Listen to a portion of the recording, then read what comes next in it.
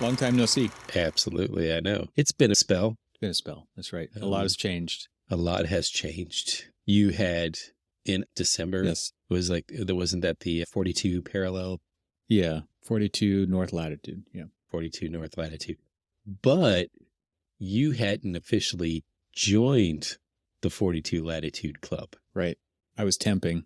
Exactly. Van lifing. Exactly. Hashtag van life. You called it van life. I was calling it trailer trash. Whatever. Yeah. Thanks.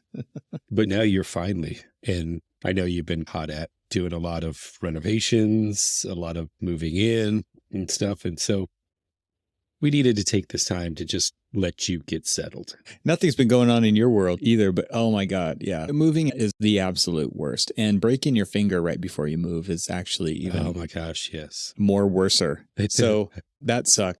And my finger still hasn't healed. Like it's been 5 months and my finger is still crooked. And I'm kind of resigned to the fact that it's never going to get back to where it was, but I'll make do.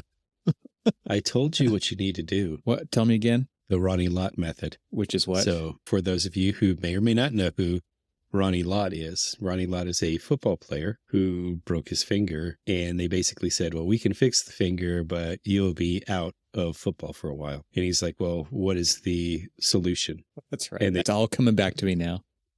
And they said, cut it off. And he's like, okay, I'm not missing playing time. That's my choice. Must play football. Must swing hammer. Cut it off. Oh my gosh.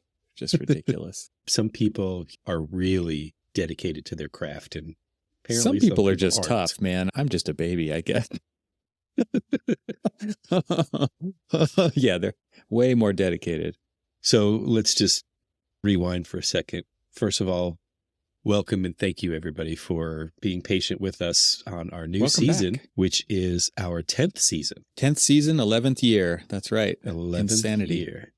Yeah. Wow. It's insane. Yep. And we're absolutely glad that everybody's here. And so the reason why it's been a while since we've recorded is we're talking about Evan's moving experiences. You're only touching the tip of the iceberg. You've made trips back and forth to California. You're ripping apart your brand new house, brand new to you house. Right. The picture you sent me, it's just like, hey, we just closed. And then the next picture was you ripping walls down to the studs. And yeah, tearing concrete out of the basement floor to find the plumbing and all that good stuff. Oh my. It's funny because I'm pretty sure we didn't take a break when you moved. No, we didn't. Actually. And then when I move, it's like, we're taking 3 or 4 months off. Well, some of us moved to a house that is like, okay, it's good enough for now.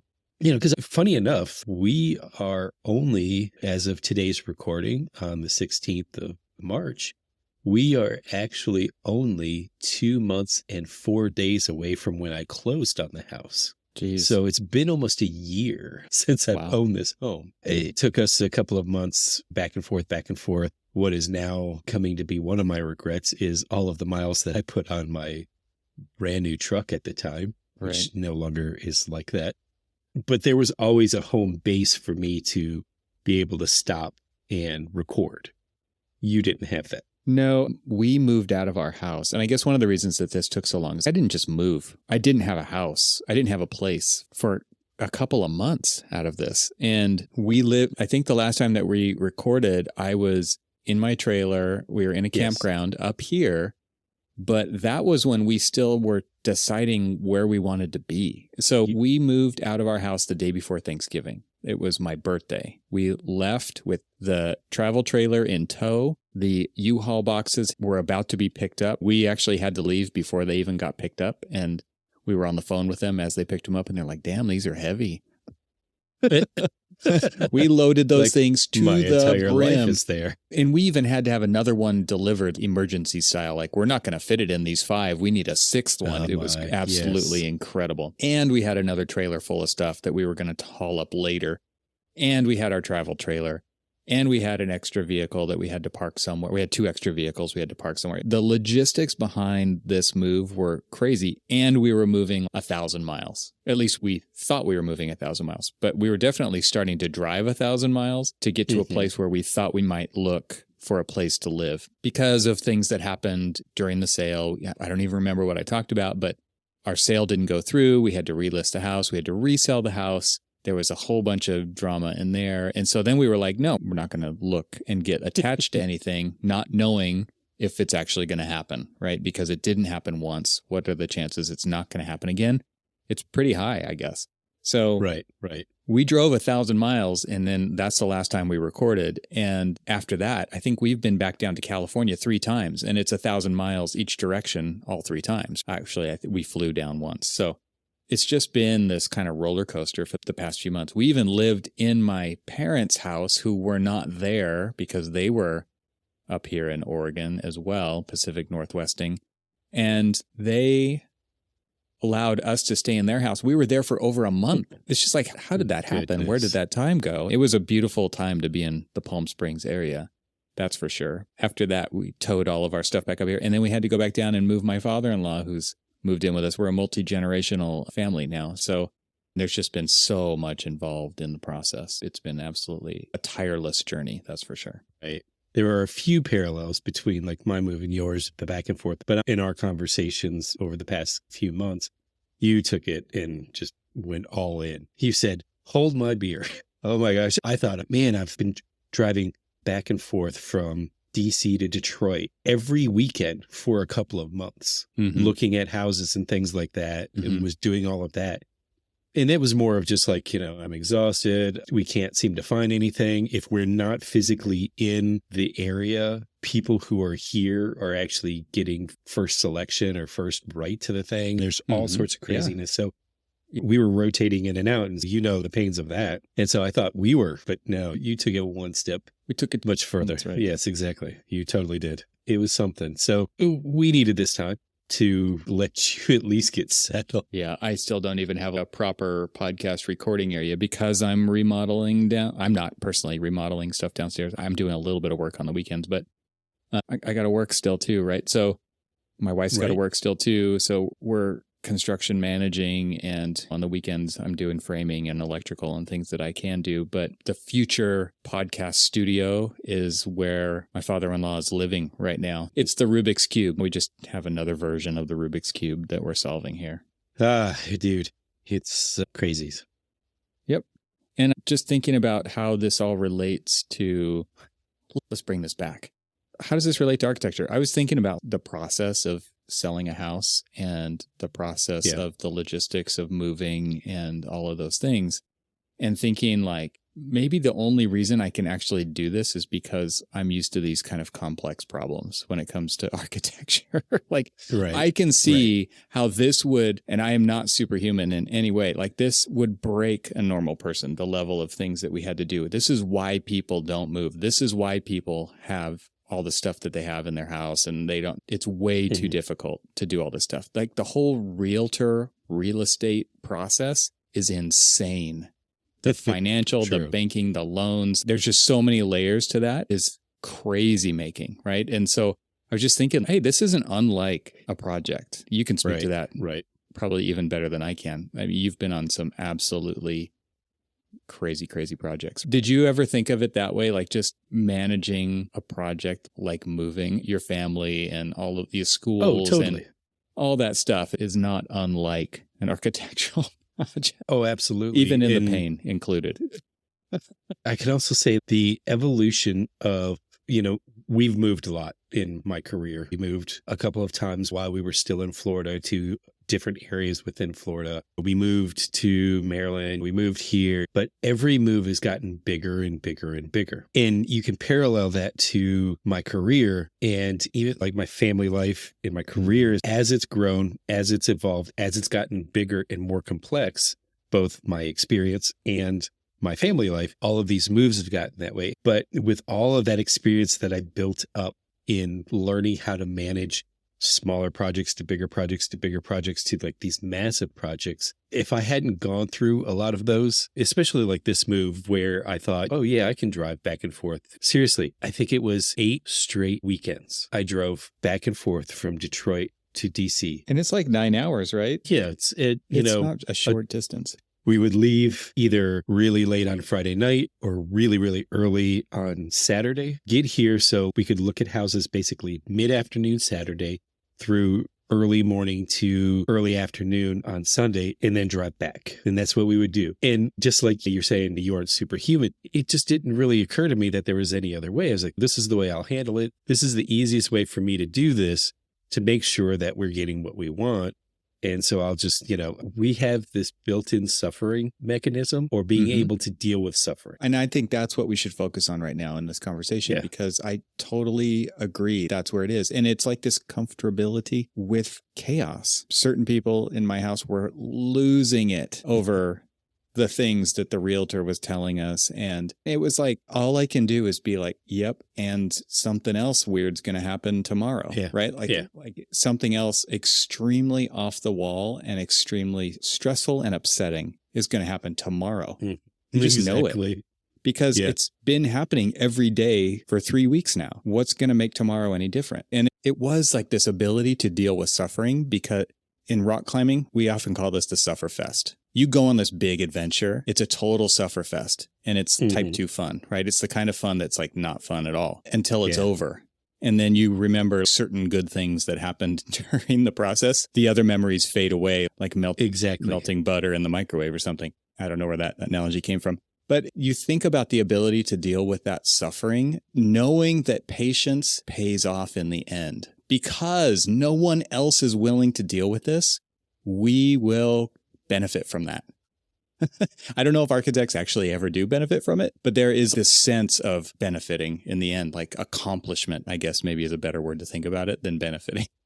I would say, accomplishment's good. No one else is complimenting you on it. No one else is patting you on the back. You have to do that yourself. You have to get out the self-back patting machine. Exactly. It's like that picture that's always in the newspaper of a groundbreaking. And it's everybody who's not actually involved with the project or the process that's in the picture. That is the ceremony of the uninvolved. That's kind of the thing. It's just like, okay, well, we're not going to get recognized for this project that they're talking about in the paper. We'll just recognize ourselves. Right.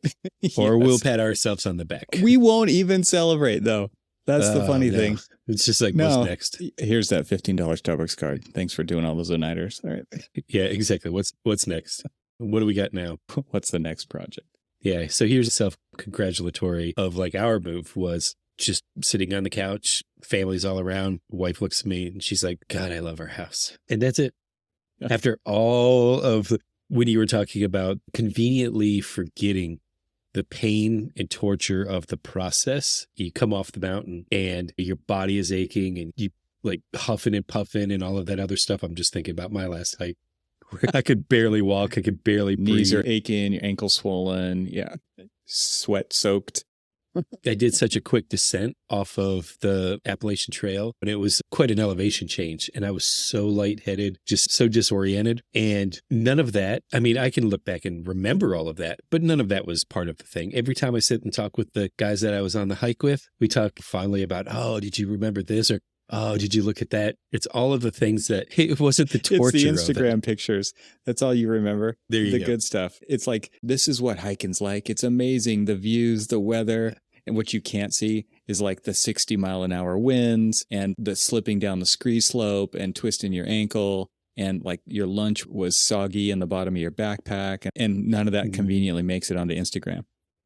Me learning what an IT band is because I've never heard of such a thing on the human body. There is a point in your life when all of a sudden you learn about IT bands. It's true. Oh my gosh. I have never in my life felt so much pain in my legs before. And they're just like, oh, here's the way you get stretched out. It's just like, shut up. It's just a nice way of saying you're old. Yeah.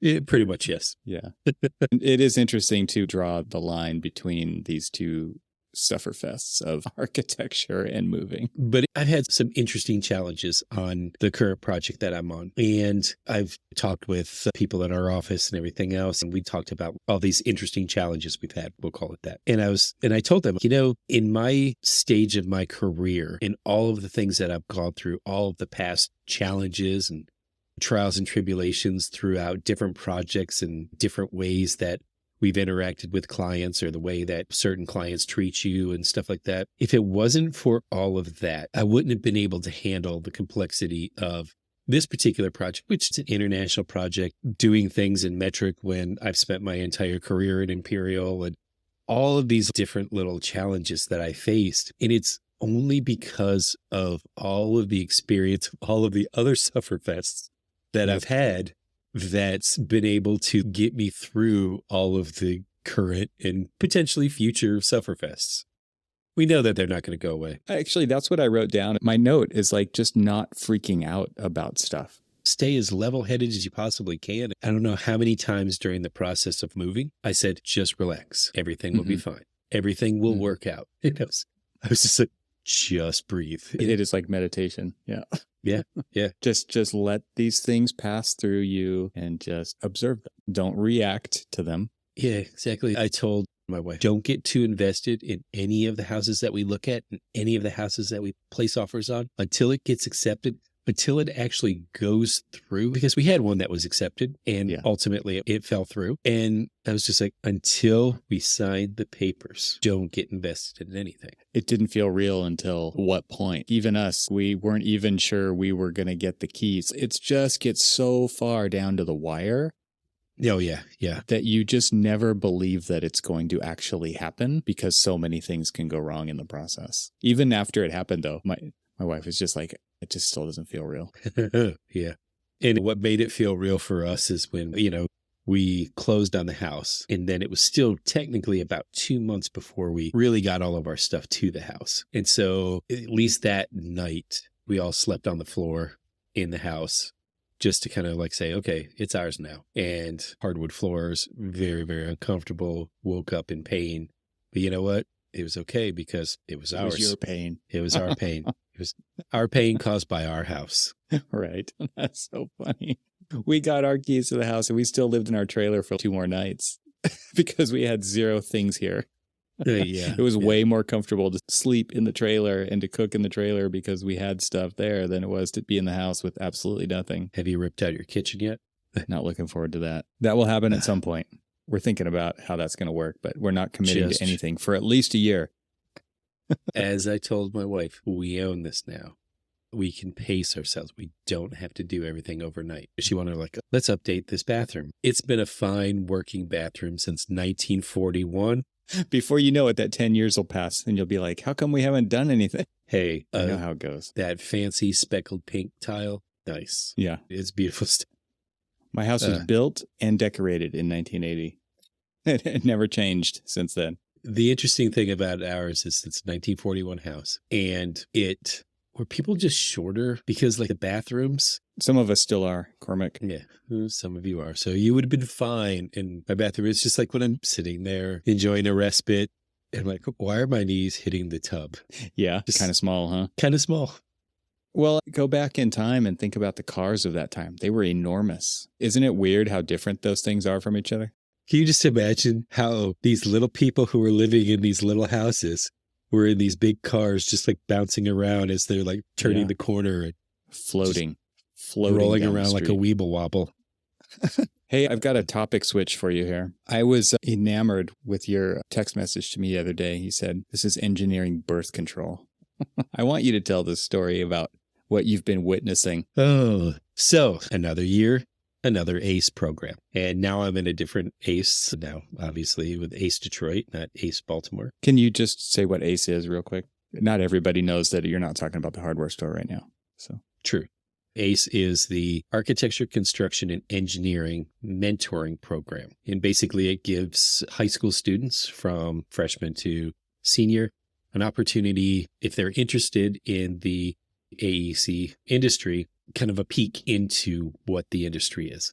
And they always do it based on doing a project. It's usually a hypothetical project, but a lot of times it's rooted in one of the mentors or one of the board of directors of that particular ACE program says, hey, we just finished up this project. It might be something good for the kids to do a group project based around this kind of thing.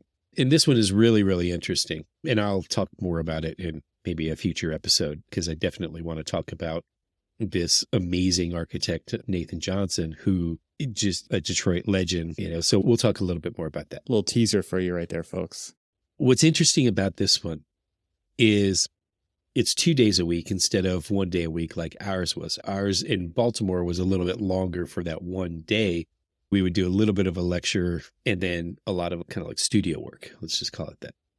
And here they separate it. They do Monday, 2 hours of lecture, Wednesday, 2 hours of kind of studio work, hands-on with the mentors. So the project that they're working on, it's a really interesting project. But we have these lectures, and these lectures are interesting. They're informative. They are experience packed, but they are way over the head of these kids. And mandatory, the lectures are virtual, and then we meet in person. Which, by the way, another side note is I'll talk a little bit further about this local university here called Lawrence Tech, which is amazing. Most people have never heard of it, but the premise behind it and everything else is just incredible. But it's a side note. Teaser number 2. So everybody has to keep their camera on. And so I'm just watching the look on the kids' faces as they're talking. Now they're frantically taking down notes and things like that. And because periodically they'll stop and they'll ask questions. It's just like, okay, what makes up concrete? And it's like that. Those are the easy ones. But we just recently had one, which was MEP, which was a fantastic lecture for people in my position. You know, it was interesting to listen to this engineer. Give a summary of your position compared to someone in ACE mentoring. Over 20 years experience working on all sorts of scales of project, currently working on one that's almost 1 million square feet of building with a lot of integration of a natatorium, a gymnasium, all of these high-tech classrooms, high-tech auditorium spaces, and all this other stuff. So really engineered heavy kind of buildings. And an ACE mentoring participant is like 17, 16. My particular group, I have 4 kids, because they break it down into, they got a handful of mentors. And so they basically take this big group of kids and then break it down into like one-on-ones. And so I've got 4 kids. I have a freshman, sophomore, junior, and senior. The senior, she is very interested in architecture. And so she's very interested in staying really active with it. I look over at the screen to my freshman, and my freshman's kind of glazing over. He's trying to pay attention. I can only imagine the topics being discussed by an MEP over Zoom to this group of high schoolers, because I think part of the thing here is reading the room, right? Like knowing the audience. They were talking about backflow preventers. Why? Why are we talking about backflow preventers with a freshman in high school? This is the same reason we don't talk about business, and we don't talk about so many things in architecture school. We don't talk about specifications, right? Because you want those students to come back. And this is your comment, right? This is about engineering birth control. You're witnessing engineering birth control happen in real time. Totally. Look, I have a freshman that lives in my house, and there's a lot of times where I'll just go off on some tangent and start talking about things that I was dealing with during the day and all this other stuff. And I'll look over at my daughter and I'll see her glazing over, and I'll acknowledge it. I'll say, thanks for listening to me. I know you're not paying attention. I know you don't care what I'm saying. I know you have no idea what I'm saying, but at least just thank you for being here, and I can like use you as a sounding board. It's a little bit easier when I'm sitting there talking to my wife, because more and more it is an interesting parallel between the trials and tribulations of a classroom school teacher and the trials and tribulations of an architect. We'll save that for another conversation as well. But oh my Lord, so many parallels there.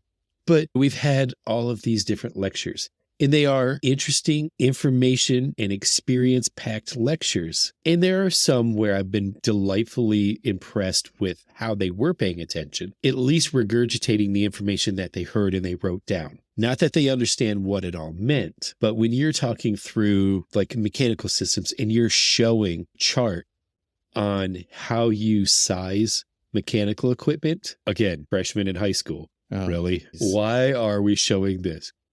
What we used to do is a lot of times we wouldn't have engineers as some of our mentors. And so we had to do it ourselves. So sometimes we'd take turns, me and this other guy that were kind of running the program, we would take turns and say, okay, you're going to give the structures lecture, I'll give the mechanical lecture, and you'll give the sustainability lecture. But we would always break it down to almost the rudimentary thing. We started the whole thing off and just basically broke down all of the different architecture and engineering components and likened it to the human body and broke it down like the facade and the architecture of the skin and all of that other stuff. And then the structure, the skeletal system, and then all of the plumbing, piping, and the air, like your lungs and your circulatory system and all of this other stuff. And we broke it down in a way that they could understand because they've had basic biology classes and things like that. And they understand certain aspects of like when you take a deep breath and it goes into your lungs and the lungs process it and push it through your system and all that other stuff. We associate it back to that. And they're like, oh, I get it. I understand the mechanical system of a building is very similar to the human body. This is how we got them to understand just the basics of all of these different engineering principles. We didn't want to or need to. Now, I'm going to throw a big, huge disclaimer in there. There's a big difference between the ACE Baltimore program and the ACE Detroit. Where am I at? Detroit, where these kids actually earn college credits, which is amazing. I absolutely love that idea. And so after they've gone through a couple of years of this and completed it, they can earn, I'm not sure up to however, but I think you can at least earn 3 during this process. So it's a good deal for them, right? Yeah, right. So I can understand why it's a little bit more rigorous than ours was. We basically gave them the opportunity. 1, we gave them experience. 2, we gave them a resume padding or resume builder for things. We gave them good experience when it came to things like presentations and stuff like that. And the seniors would always be able to compete for and potentially earn scholarships. So a little trade-off here and there. One earns college credits, one earns a scholarship. But yeah, I was so baffled at why it was literally geared towards if you had a lunch and learn by a mechanical engineer who came in and they were wanting to talk to you about partnering up with them. And they would go through like their vast experience and their team formations. And like if we're looking for high performance buildings and we want to hire the right engineer, they'll come in and they'll talk about all sorts of metrics to get to a high performance building. What they can add to the project to make it even better, right? Exactly. And those are the things that we would expect them to come into our office filled with architectural professionals wanting to hear a lot of mumbo jumbo about mechanical engineering. It's the dog and pony show. That's what they used to call it, at least. Yeah, exactly. Not a freshman in high school. Well, and not about duct sizing. And not about duct sizing. Not about the minutia of the job, but what makes a healthy building? How is a building like a human being? These are kind of living, breathing things. There's so many opportunities there. We would always begin each of those sections of instruction. We would always use those as a way to basically say, okay, as an architect, your schooling can range from a 4-year degree that then transitions into a 2-year master's. We basically explain to them what an architect does, but then also what's the schooling behind becoming an architect. How to get there. Exactly. And then what it means to get your license and all that other stuff. All of that, because I don't know about you, but you don't become an architect overnight right after you graduate college, although now it's becoming a little bit more prevalent that there is those paths. But when we were doing this, you were probably like at year 6, year 7 when you were starting to get licensed, right? But people don't know these things and aren't really ever told those things. It's just like the Army recruiter. If they would have told me all of the different things that I would have been doing when I was in the Army, would I have done it? We can argue yes, no, or whatever, but wouldn't it be good if you just had the information about what you're actually going to be doing before you actually do it so you can understand the commitment that it takes? Because there's a lot of people who graduate from architecture school that I've seen leave the profession because they never really understood the level of commitment that it takes to be an architect. And it goes back to that whole sufferfest that we were talking about. Nobody really understands. If we were truthful about, okay, this is what you're going to do, how many people would actually go through that process of doing it? Yeah, that's a good question. I'm not trying to be mean about it. I'm not trying to like say, do you have what it takes to be an architect? It's more of, do you have the truth of what it is like to be an architect? All of the different phases of your experience as you move through and become, I hate to say it, ready for retirement. But if you think about this, think about your progress through the profession. You went from like drafting and research and things like that of different building materials or spec items or things like that. And then you slowly started to gain more and more experience, and you started to transition out of certain things that you don't have to do anymore because now somebody else is going to be doing those. You're going to be doing higher, more responsibility, more experience level. And then you're going to just keep doing that more and more. I remember when I was moving into the more project management role of things, and they're like, I hate to say it, man, but you're going to be doing a lot less drawing. That was a lie, but you know. You should be doing a lot less drawing. I should be doing a lot less drawing. But when they say you're going to be doing a lot less drawing, like, okay, I don't know if I want to do that. I don't know if I want to let go. I just want to say, like, you asked the question, if they were honest, would people do it? If everybody had all the information. And I think that is something that architecture has to deal with, because I think you're right. I think a lot of people wouldn't do it if they knew what the commitment actually was. And it's not like there's one story either. There's not just one story of what it takes to become an architect. It's different for a lot of different people. Oh, yeah. The other thing that I want to add to that is that Jody, Coffee with an Architect on Twitter, posted a tweet the other day. It said, Buddy Jody Brown? Yeah, Jody Brown. He said, I'm trying to think of exactly how he stated it, but I just can't pull it up. But it's like, what's a good memory from when you were a young architect? And my response was like, under 50, what do we consider a young architect? Because it does take so long to do all these things. Like you said, you don't even really start to think about licensure. This is averages and generalities, right? But it's like 7 years. I didn't get licensed for 17 years after I graduated. Oh, yeah. And so we know that was my journey. It's not everybody's journey, but it takes a long time to become an architect. Would people sign up to become an architect if they knew that? I'm not so sure they would. You're going to get low pay. You're going to work long hours. And you're serving humanity, by the way. You're protecting the health, safety, and welfare of the general public with the projects you work on.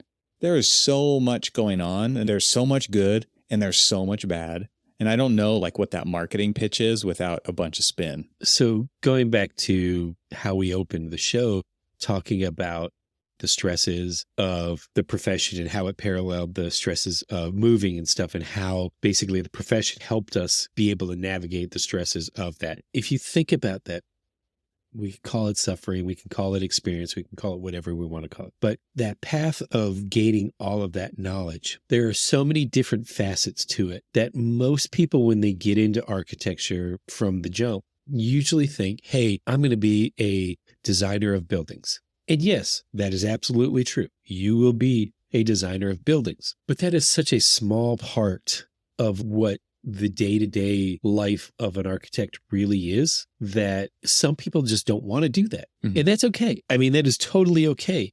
Well, and you don't want people there who don't want to do that. You mentioned earlier, there are people who left the profession when they figured out it wasn't what their hopes and dreams were made of. That was the right choice for them, right? And it totally was. There's this kid that I keep thinking about. I think about him often. We were sitting around and he was just like, hey, Cormac, can I talk to you out in the hallway? So we were in a particular building. We were in kind of like a suite, and there was no quiet place for us in the office. So we went out and we just walked around down to the lobby, and we were sitting there talking. He was just like, I don't know if I can do this anymore. He goes, it's just not in my heart to do this.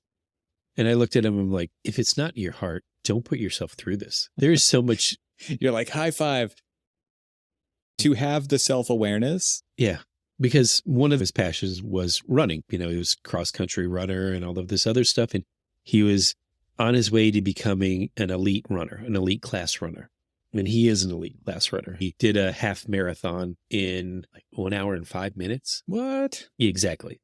I don't know anything about marathons, but I know that that's ridiculous. Looking at his numbers, when he set his personal record, that was on par with what people were qualifying for the Olympics. That's how good it was. And he's still that good. But now he's like a track coach, and he's a professional trainer and all of this other stuff. And that was where his passion was. His passion wasn't coming in every day doing drafting work and getting yelled at by a PM who was a disgruntled PM and all of this other stuff. And he went through all of this architecture school and he was taking tests. He completed all of his hours and everything. And it was sent down for his AREs, taking the tests. And he was just like, I don't think I can do this. I don't think I want to do this. I don't think I have it in me to put myself through this for the rest of my life. Yeah, it's hard to say. And he made that choice. But the question is, would he put himself through all of that? For him was torture if he was told the truth about what architects really do. I always also get back to another experience of this one girl fresh out of school. One of my things that I love to do is take new grads and take them out onto the job site so that they can kind of understand and see this is what you're drawing. You're not drawing just for paper's sake. You're not drawing to look at a pretty picture on your computer screen. You're actually drawing a building. You don't see it now, but you will see it later. And you need to understand like that line means that beam and all these other things. You need to understand that because that to me establishes a level of care that hopefully you will continue to develop in your career. And as we were leaving, we had spent the entire day out on the job site. And we went through the OAC meetings, the owner, architect, contractor meetings. We went to the job site. We did some pay application reviews. We did all of these different things. And I just wanted her to see all of the different things that you have to deal with. Once the drawing is done, the job isn't done. And I wanted her to see all of these things. As we're leaving the site, she's exhausted. I'm exhausted. She's like, I had no idea architecture was more management than anything else. I'm like, exactly. Now, she is a licensed architect, but she does not work for an architect. She actually works for a construction management company. As of now, she actually left the architecture profession, still trying to make a decision whether or not she wanted to go and finish up her master's degree in architecture, which she ended up doing, and she ended up getting her license. But she still works for the same company that she left architecture for as a construction manager. And now she's probably a senior PM now. But it is really interesting that she saw all of the management, but she also saw both sides of things. And she wasn't necessarily in it for, let me go design the buildings and stuff. She was more on the technical side or the construction side of things. And so she found a pathway for her in architecture that was architecture adjacent, or is still, I would say architect adjacent. But it was, again, interesting that would she have gone through the path of architecture school if she knew where she was going to end up, or would she have gone to get a degree in construction management or something like that? So that always leads me back to, are we doing our future profession a disservice by not framing school closer to the profession? And I understand like what the process of what they teach in school is, critical thinking and all that other stuff, but professional practice and construction management, construction administration, all of those things that are part of our day-to-day life, they're so blushed over that we don't really understand like the correlation between what we're taught in school about the other 70% of our job. We're only taught that 30% of designing a building, detailing that building, getting a construction set out. Then what? Do it again. We just keep doing that over and over again. There's so much more. And a lot of people, when they look at that and they say, I don't really want to do that. And then you'll start to see people within the profession start to compartmentalize themselves. It's just like, I just want to be a technical architect. I don't want to be. That's what school trains people to do, though, right there. Yeah. Right? Yeah, exactly. One of three things, a designer, a manager, or a technical, and you are going to be a cog in some other big machine. Exactly. There's so much to talk about there. We probably shouldn't get into it now, but I agree. The question is, are we doing a disservice? Because it does take a certain kind of person to become an architect. And there's a lot of different things you can do in architecture. And if we're honest about it, I'm not sure what that would look like, because it's a hard story to tell. There's not a perceived value in the general public. So there's a misunderstanding automatically for the most part.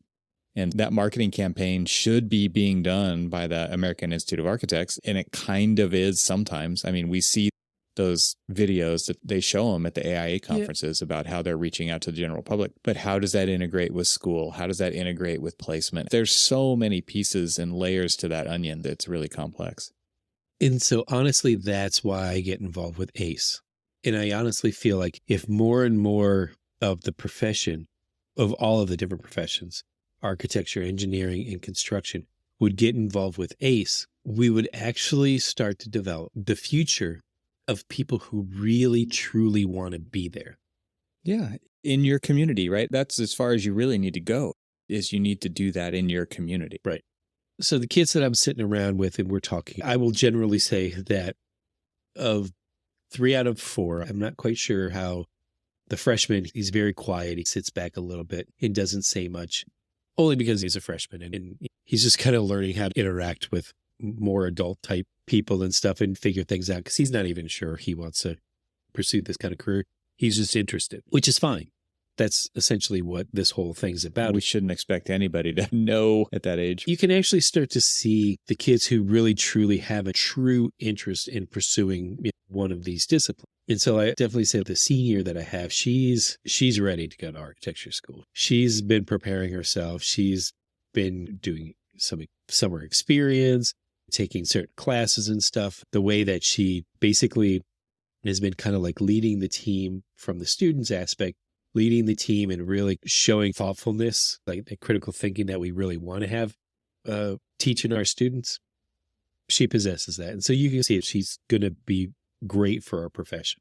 She's going to be great in this profession. If this is what she really wants to do, she's going to be good at it. It's totally awesome that there's this ability or this avenue for kids, legit kids, to prototype this kind of career without high consequences. Obviously, there's a commitment. Yeah. There's not no commitment here.